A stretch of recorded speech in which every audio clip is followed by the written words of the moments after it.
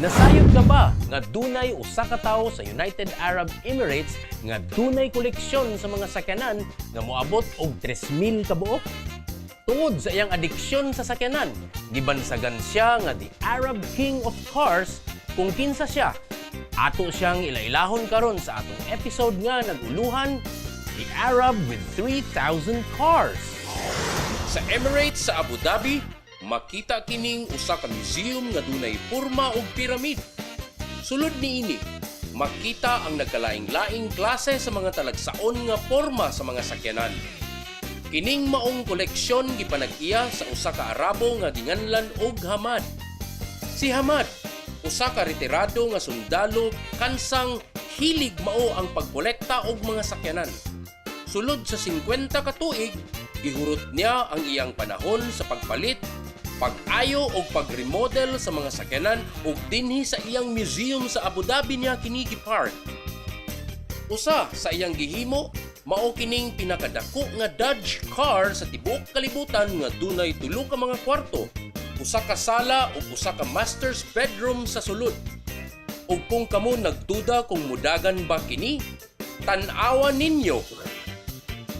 Naghimo usab siya og 6x6 Nissan jack-up car nga musaka og usak ka metros. Duna sab siya trailer nga iyang giporma sama sa planet Earth nga dunay 9 ka mga kwarto sa sulod niini. At duna sab siya kaugalingong New York taxi, usa ka American police car og sheriff car. Apan gawas sa 3,000 ka mga sakyanan, at duna sab siya kaugalingon nga eroplano. Matud ni Hamad, kalingawan lamang niya kini og koleksyon sa kinabuhi. Apan taliwala sa maong gidaghanon, wala kay makita nga luxury cars sama sa Ferrari, Lamborghini ug uban pa tungod kay dili siya bilib niini. Sulod sa 5 ka dekada, ang usa ka pangandoy lamang ni Hamad karon na tinuod na.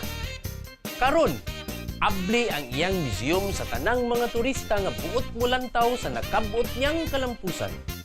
Inaot na lingaw kamo sa atong edisyon karon hangtod sunod semana.